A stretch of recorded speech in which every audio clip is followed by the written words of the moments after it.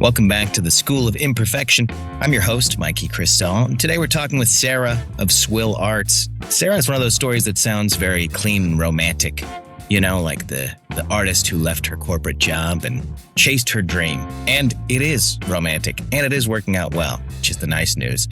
But the thing that I like about this conversation with Sara is not only that she's a talented artist and a nice and good person, is that she gets real about that journey of growing up somewhere, moving across the world, getting the corporate job. And I think like a lot of artists, finding out that that corporate job doesn't quite fill the soul and taking that big fat leap to chase your dream. For Sara, that was the dream of being an artist and a talented artist she is. So she left her job at Google, moved to Southeast Asia with her partner, and focused on her art. Probably not stressful at all. Except, of course, you know, that's not really how it goes. And me and Sara talk honestly about the weird middle space between leaving the secure, stable corporate job, albeit potentially soul-sucking, depending on your situation, and starting an art business and the spiritual journey that is being an entrepreneur, let alone being an artist and entrepreneur. And, you know, Sara has this sort of calm Southern California presence to her and her art, and she creates really beautiful things. And some of the stuff we talk about is something I keep coming back to on this show, which is the sort of healing and growth journey, and that maybe it's not so much about the quick fix or changing your circumstances overnight, but those sort of small wins and letting those pile up and learning and continuing to grow. Today we get into art, career pivots, spiritual rabbit holes, nervous system friendly risk-taking, nuance, sustainability, and the messy reality of building a creative life without pretending it's all rainbows and unicorns. This is Sara of Swil Arts.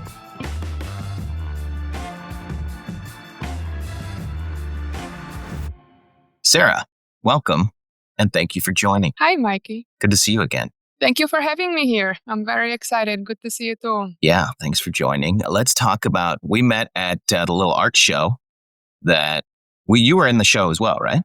No, I was not. My friend was Ana Maria Herrera, whom I met through the Artist Incubator. So I was seeing her art and supporting her. I was not in the show. You were though. I was there. Yeah, it was good. We had fun on my little community painting thing, which it was amazing. It's really fun. And I was happy with the way it turned out. I felt bad because we had some cool like people add to it. And then I finished it off and I was like, oh, I'm like totally covering that, which is fine. Came out the way it was supposed to come. Yeah. But you had a cool journey, and that's why we are here now. And you do your own art that, like, to me, when I look at it, is like taking a Xanax. It's like child again, you know? Tell me. That means a lot. It's true. Why don't you, give me your story. Give everyone your story. Yeah, my story was a little bit winded. I suppose everyone's story is life is winded.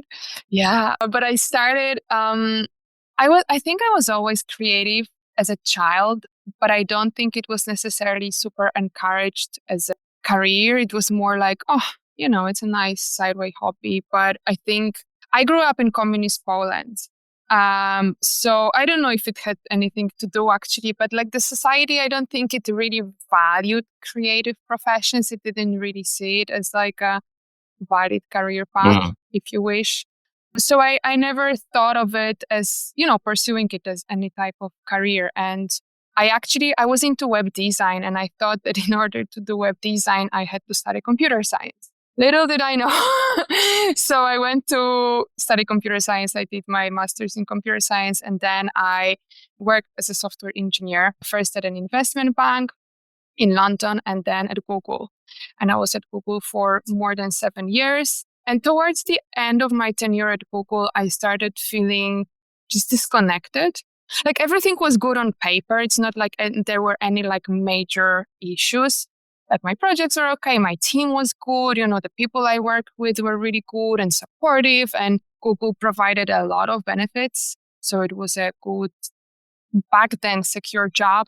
But I just started really feeling like some kind of misalignment, some kind of like, what I do daily is not really fulfilling my soul, if you wish. And I try to I try to address it in various different ways. So I went part-time, and then in the days that I had off, I started teaching yoga. I started guiding sound healing journeys. I searched for different projects within Google. So I got engaged in some diversity, equity, inclusion initiatives to see if that would kind of balance what, my daily job and a bunch of other stuff. But ultimately, I came to the conclusion that okay, I want something different. The thing is that I didn't know what is this different thing, right? So I felt like, okay, in order to quit, I kind of need to know what's next. How can I quit my secure job and having no idea what else can I do for a living? And I had a few ideas, but nothing was really screaming yes, this is the next thing. And that also kept me quite stuck for a while at Google. Before quitting, I felt like it's a prerequisite to have it all line up. What's your next step? Yeah. Until I think I got to a point where I was like, okay, you know what? I don't know, and I'm not going to know. And how about I just cold quit without knowing what's next? And how about I take a year off and don't worry about work and what's next? And I go to a place where the cost of living is cheaper, and I just open up a space for whatever it might be, for just making space really without much expectation. So that's what we did. Me and my partner, whom you met at the art show, Valentina, we went for a 1-year travel, mainly to Southeast Asia. And this is actually where my journey started as an artist. Although, again, when I first picked a set of watercolors living on a small island in Koh Tao in Thailand, I had no idea that it will lead to anything bigger. I was trying the different things just for the pure joy of it, and really trying my best to detach from any outcome or from any expectation, or is this it? Just treat everything that I was doing with pure curiosity and just playfulness. So I started painting and painting with watercolors, and I would just sketch what I was seeing around me. So it was, this island was very much like a diving island. A lot of visitors were coming there for diving. So I would sketch scuba diving gear that was lying next to me on the beach, or I would sketch palm trees that I saw from our place, or I would sketch fish and coral that I saw when I was snorkeling. And I started sharing with some close friends what I sketched. And people started expressing interest. They were like, oh, it really reminds me of, it really connects me to that moment. Or, oh, what a beautiful souvenir from my vacation. I spent this beautiful 2 weeks here. And this is like a postcard, very personal, postcard from that time in my life. And they would ask me, can I actually buy this piece of you? And I was like, oh, that never, I didn't think of it when I was creating, but it kind of opened up something. And so people started buying them as gifts, as souvenirs, as memories, and asking me also for custom pieces if they wanted something special, something personalized. So very organically, without much of a solid idea or a business plan or whatever, I just kind of opened up to this path of how about I try to do that for a living right now? And it organically grew from there. There were definitely different stages of this journey. I had to learn everything. From the actual craft of drawing and painting, I am completely self-taught, and I'm still learning very actively, to everything that goes into running an art business or any business in general. And there is so much. I think I didn't realize, working all the time for someone else all my life for, in the corporate world, I think I didn't realize how much goes into being any kind of entrepreneur, artpreneur, solopreneur, you name it. Yeah. There are just so many things you need to learn, right? How to make yourself visible, how to speak about what's important to you, how to establish some partnerships, how to bookkeep, everything. So about a year ago, I officially started Swil Arts, my art studio, about a year and a half ago. Since then, I've been doing quite a lot of commissions, some of them for brands. I did this very nice project for La Valencia Hotel in La Jolla. where I painted their holiday ornaments, which was very, very, very beautiful and meaningful project for me. And I also started moving towards creating more of my own art. And my pieces are very much rooted in the culture of Southern California. So I paint these snapshots of little moments, little lives, small pleasures, all grounded in the ease and calm of Southern California. These days, I actually started also turning them into keepsakes. So I started not only selling my originals, but also turning them into greeting cards or prints. I'm working on a coloring book so that there are different access points for my artwork. And about a year ago, my spouse Valentina joined me in my business in Swil Arts, helping me to actually run the business and try to make a little bit more space for my creative practice, which I'm very grateful for. Recently, I was accepted into an artist incubator run by the city of San Diego, which was an 8-week program helping local artists to build more capacity in their art businesses. So it was exceptional. It was really, really great. And I met amazing people. And I think this maybe was one of the most invaluable pieces of the program that I started to really get more connected to the artist community in San Diego. Because I was traveling so long, what was supposed to be a 1-year travel actually extended into 2.5 years of traveling for different reasons. Yeah. Okay. Second? I said that's twice as long or more by my math. Yeah. For different reasons again. But yeah, we officially came back to San Diego only around May this year. So a lot of the time that I spent was either abroad or just in different states. And I felt somewhat isolated. I mean, I have a beautiful community of friends and beautiful relationship with my partner. But in terms of my artistic practice, I didn't really feel connected to any community. So meeting all these amazing folks recently from the program, it was really, really beautiful. I'm very grateful. That's amazing. How did you even find out about that program? In one of the social media channels, probably because it was co-run by the city of San Diego and the Cultural Affairs. And either some newsletter or it was just somewhere on the social media. I think actually, it was actually my partner who pointed it out to me, who found it and showed it to me and sparked a lot of interest. So is Swil Arts, and am I saying that right? Swil Arts?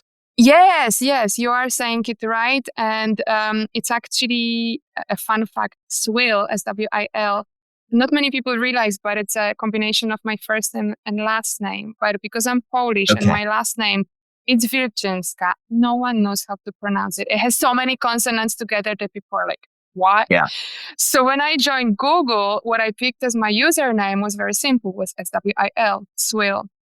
And it kind of stuck and people started calling me Swil. So when I started my art studio, the first thing that I thought, okay, people won't be able to pronounce my last name. Right. Let's just go with Swil. Yeah, that's cool. So is Swil Arts, is that now your main source of income? Did you do it? You left Google and now you're making art and it's working. Would you say? Yes and no. Okay. So yes, in a very aspirational sense. So yes, we are fully committed, and me and Valentina, we are working on it full time. And energetically and emotionally and time-wise, we are super committed. Yes, this is our main source of supporting our lives. Yeah. However, in terms of actual finances, not yet. I'm very intentional about my words that I use. Not yet, universe. Not yet. Very soon. But no, it's not fully supporting, fully generating enough income for us to completely live off it yet. We were lucky to have had some savings. Part of the reason why we were traveling for so long was to actually save money and be able to start working on Swil Arts while really reducing the living expenses so that it's a little bit easier. Yeah. And right now it was a big leap of faith because we came back to San Diego, which, as you know, is not the cheapest city to live. The most expensive, I think, actually. It's in top 3, as it turns out. Yeah. So that's great. Yeah. And initially when we came back, we had this idea of doing side gigs and doing this and that. And we had a lot of ideas, but it was really like spreading ourselves thin. And energetically, it felt like we're kind of everywhere and nowhere. And after a couple of months, we decided that this is not sustainable. And we really wanted to, just commit energetically that, okay, it's Swil Arts and it's going to work. So ask me in a couple of months, and I'm sure I will tell you, heck yeah, like by now, You did it. It's...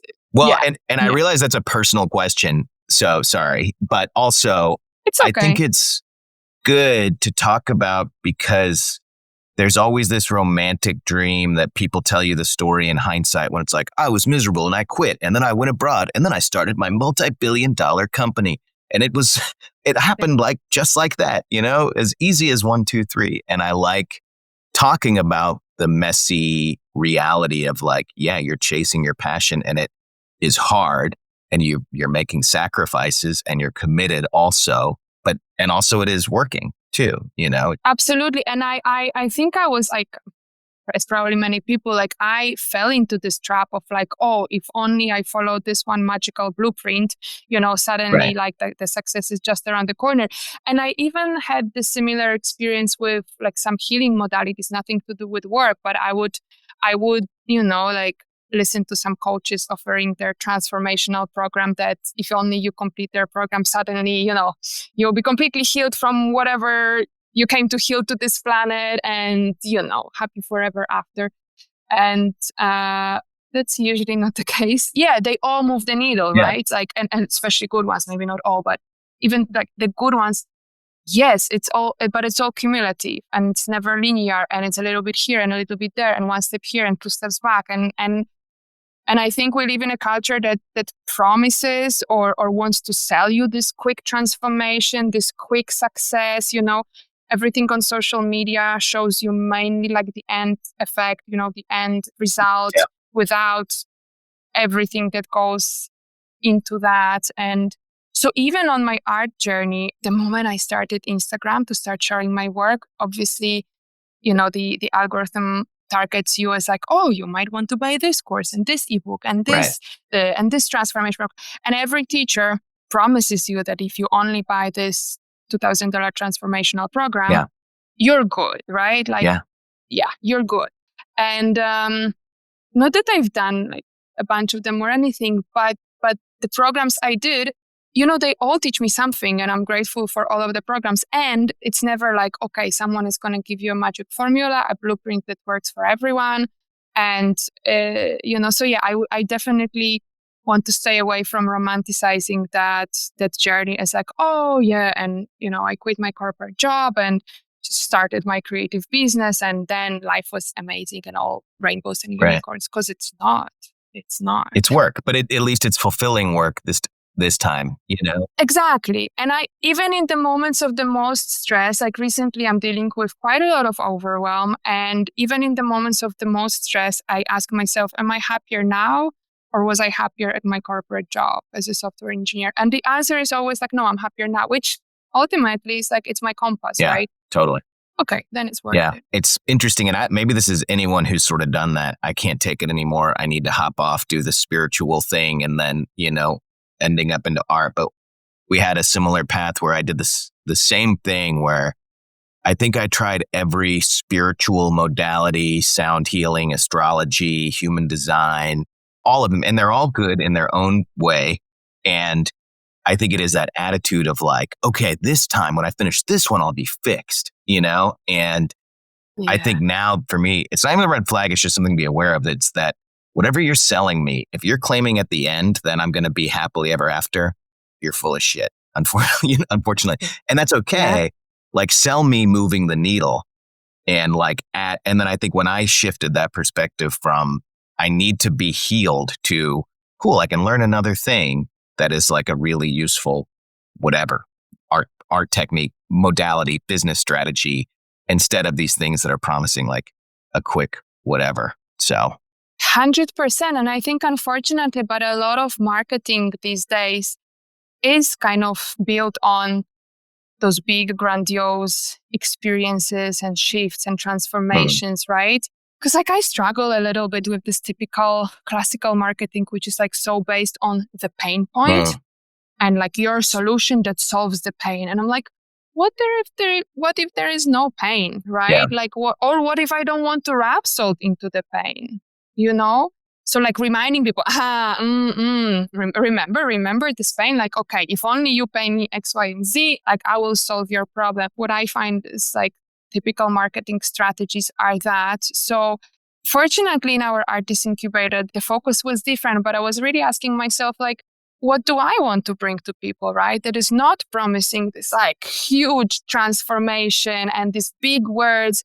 And I actually very consciously and intentionally landed on words that feel like very humble to me and small. And like I focus on life's small moments and just pausing enough in order to notice them because they are all around. Like we don't need more. Also, the word always tells us like more of things, more of experiences, more of trainings, more of transformation, more of healing, more.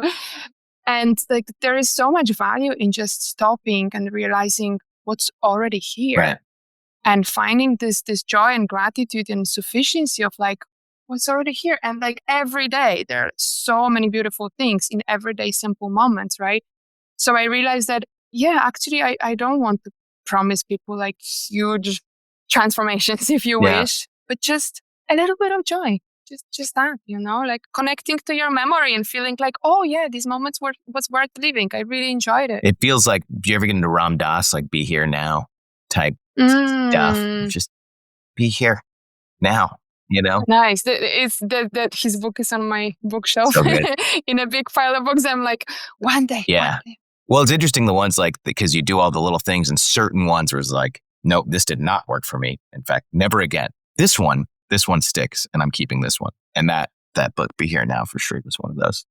What about like lessons learned for people who want to take the jump and quit their corporate job and focus on art full time? Like if you knew then what you know now, how would you have approached it? Would you do it exactly like you did it? Or what were the most valuable sort of lessons or hurdles you could skip? I would certainly do it one way or the other. That's for sure. I sometimes, and maybe this is actually my fear talking, but sometimes I feel like, maybe I've done it in a too abrupt way, in the sense of like, I quit. I rejected my paycheck and the security and the stability and, the financial stability, right? And I just dove right in. And that creates a lot of pressure on the business because the savings can only last so long, because I don't want to be choosing projects based on how they pay.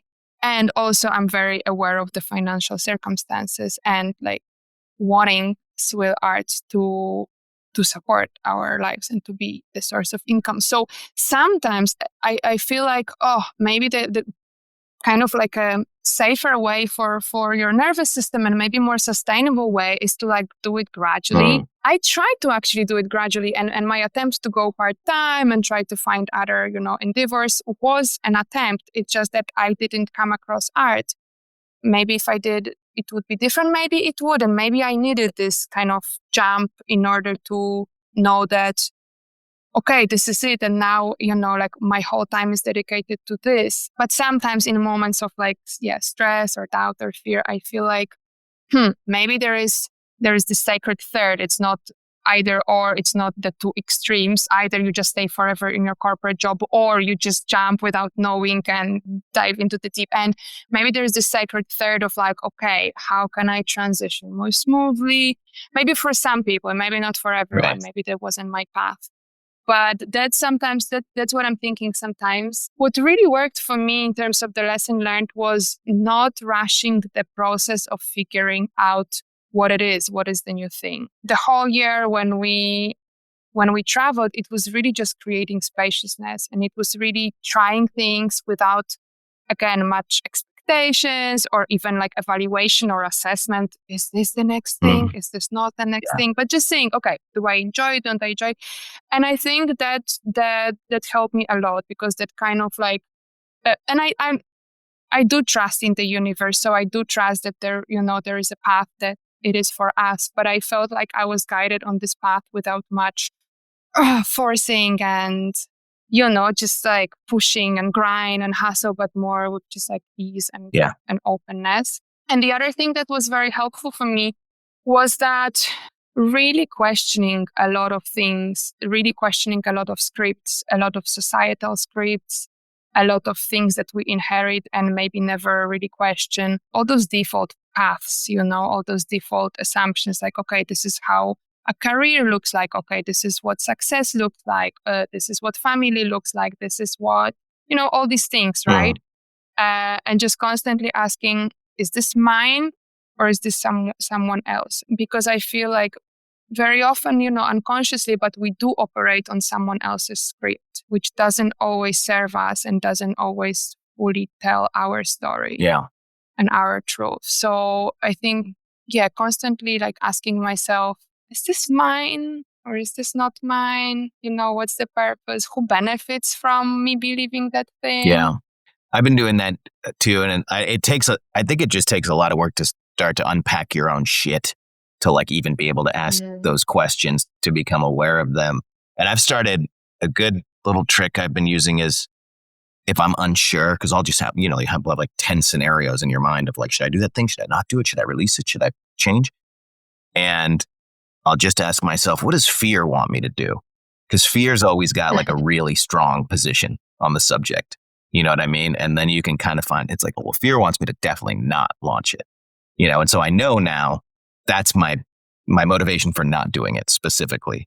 And so all the other stuff can get a little more clear. Yeah, which is hard, right? Because like what I'm finding is that how to really differentiate, there's like this very fine line between like, okay, what is fear and what is my protective mechanisms, right? Like what wants to keep me small and safe because this is like familiar and it's like feels safe for the nervous system, versus what is a good zone of growth and like being out of comfort zone in order to grow into, your next iteration, versus what is not really listening to your truth or pushing too hard. And I'll give you an example. I was always an introvert, but for many, many years, I kind of shoved it down and like tried to be an extrovert because this is what I saw as success, in the culture, in the society.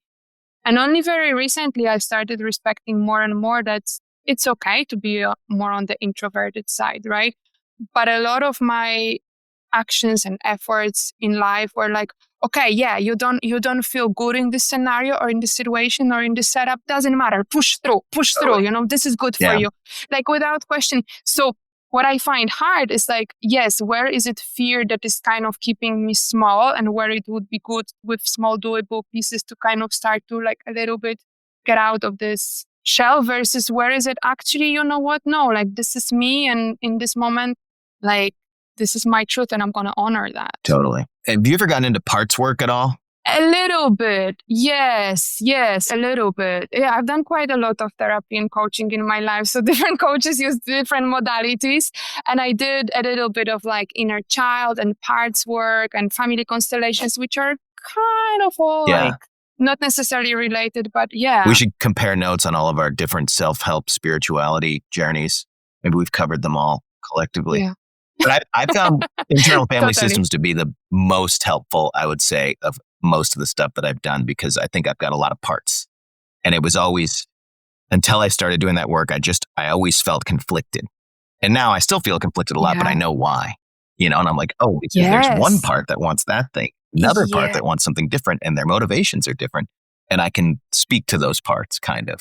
Yes. And I have to tell you, Mikie, that this is something that I feel like I'm learning recently a lot, that like what helps me is this like how everything is complex and nuanced and not only black and white and either or, but how if you wish like there are even like many truths, or like everyone has their own truth. And so for me, it also used to be like, oh, like I felt I saw everything very binary and black and white and like extreme. And only now I learned to soften and hold two things which seem like a paradox. For example, different parts, right? Oh, like there is this part who is very hurt by X person, and then there is this part who actually loves X person, and like it feels like I have to choose. I cannot be both. Right. And to learn to actually be okay and show compassion and validate both parts, because they both have a reason to be and have a role to play, and really listen to them both, right? Yeah. It's not easy, but I feel like this is where a lot of healing is. Agreed. And I'm glad you said the word nuance, because I feel like that needs to be the term of like the future, because we're so much obviously in this like us versus them, right versus wrong, like my side, your side. Cancel immediately. Don't even listen. Right, like, you think something different than me? I hate you. Like, and it's like in all directions. So everyone thinks something a little bit different. And I don't know if they really do, or if the algorithm just makes us think that that's the case. Because I think when you just talk to people are generally fine, unless you start talking about politics. But like, true. And also depends. We are all in a filter bubble, so depends who you're talking to and who are your circles, totally, right? And maybe it's like feeding both ways, that like the algorithms kind of like pushes something more to the surface, but then if we are fed a lot of that, we also like start to behave like that. I don't know. But I have to tell you that last year I was going through a lot of like hard times and very complicated family dynamics. And I started joking to my therapist that like fucking nuance is the theme of my year. Fucking nuance. Everything's like fucking nuance. Like nothing is really that simple. And as much as I wanted to just say, oh, this person is an asshole, boo, like nuance, it's much more complex than that. It just is, And is that we're just growing up? Or is that the world is evolving because it's become such a toxic shit show? People are kind of waking up and they're like, wait a minute, like it's so in your face. You either are just in it or you kind of start to see like, wait a minute, I think we got to figure out some nuance here, Yeah, I was wondering the same thing. And I don't know. Do you have an answer? Because I don't. I don't know, because I do get a sense sometimes that there's a lot of people waking up to this idea of nuance. And then I also get a lot of sense from people who are still just outraged at everything all the time. And again, maybe it's not either or, but both. Right. And there's plenty to be outraged about. I get it. But like, how do we make positive change? And I don't think screaming at each other is doing the trick. Yes. And what is in our control? That's another big thing, right? And what is ours versus what is someone else's, and like, what are the boundaries? Because like, I think there is a lot of like, oh, you should change and you should, and there should be more focus. And like, okay, like the only thing I can control is myself. Right? Yeah. Right. Just be cool. I can influence, but control, really, forget it. But I think you just put out good stuff like you're doing, and ideally good things come. It's like you that's another, I think, big takeaway of all the spiritual stuff is that for me, I think what I've realized is everything's just a mirror of what you are. Like you're going to see what you are, like your shadow and your real shit and your conscious and your subconscious, and like the things that are coming your way as a reflection of the things that you call it vibration or whatever. But it seems like that's the case. Yes. And I think it starts to be more and more proven from the neuroscience perspective. Yeah, right. How this reticular activation system in our brain is just like really focusing on certain stuff that just confirms our existing beliefs. It's not trained to like pick up on the data that is passing our current beliefs. It's going to ignore it. It's going to actually only focus on the things that are already confirming your beliefs, because that's safer. That takes less energy to, you don't have to like rewire all those neural networks and whatnot. So it's even, from like neuroscience point of view, it's fascinating that, we create this reality. What can I say? We see what we believe. But then per your point earlier, like a lot of that is scripted.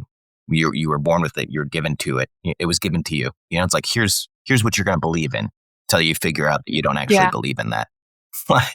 Then your reality starts to change. Maybe once you start to realize that you're running on a program that you didn't necessarily for. 100%. Okay, did we get too deep? Are we going down a rabbit hole? Did I do this? Not for me. I'm happy to continue and go deeper. I find it very inspirational and like makes you think in a good way. Good. Well, did we talk about everything? I want to promote your business. Like what's next? How can people find you and connect with you? And what's the dream? Is it your own art gallery? Is it in the, San Diego Museum of Art? Like, where do you want to take this? Yeah, I think I realized pretty early on that I don't want to follow the very traditional artist path in terms of like fine art, which is, being maybe represented by a gallery, maybe even having an agent, participating in juried shows and selling original pieces. For some reason, I felt that this path is not for me. I want to create art that is very approachable, that is very, your everyday life, your everyday moments, and that everyone has access to. So from the very early on, I didn't only focus on creating and selling originals, which take more time, more materials, therefore they have to have a certain price point. But I also started turning them into products that people can just surround themselves with, right? Whether stationery or art prints or greeting cards. And I also really love working with brands. So doing either branding or packaging or merchandising. So really like capturing the soul of the brand and putting it on paper with watercolors.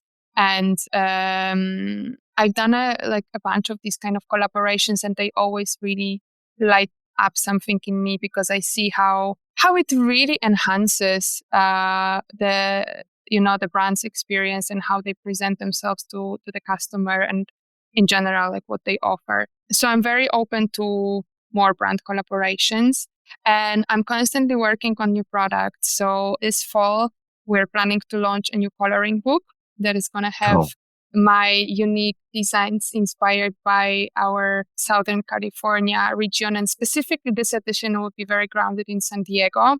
So it will have little mindfulness prompts in order to like help you drop deeper in your body and have like this moment when you're coloring to really connect to your senses and pause and reflect. I have with me a couple of my prints, which I print in different sizes.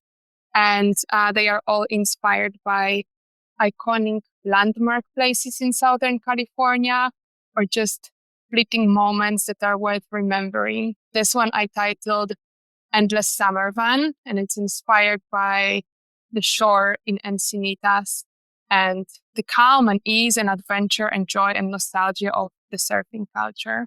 You totally captured that.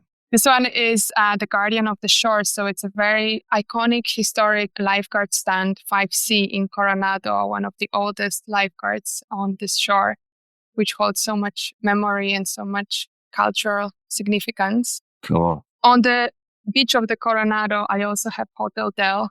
Its timeless charm. It still speaks. It's more than 100 years old, and it's like a very signature place of Coronado. It's great for ice skating in the winter too. Can I ask you a question about your process? Yeah, please. So do you do watercolor and then ink on top of it, or then is that painting those thin lines too, the black parts?